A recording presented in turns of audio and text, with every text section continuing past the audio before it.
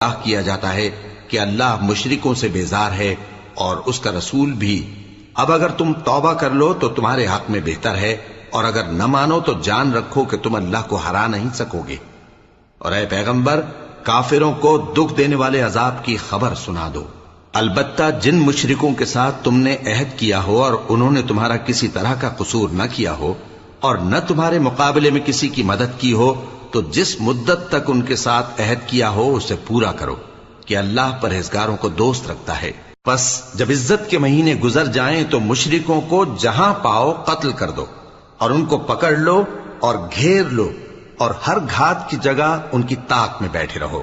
پھر اگر وہ توبہ کر لیں اور نماز قائم کرنے اور زکوٰۃ دینے لگیں تو ان کا رستہ چھوڑ دو، بے شک اللہ بخشنے والا ہے، مہربان ہے۔ اور اگر کوئی مشرک تم سے پناہ کا خواستگار ہو تو اس کو پناہ دے دو، یہاں تک کہ وہ کلام اللہ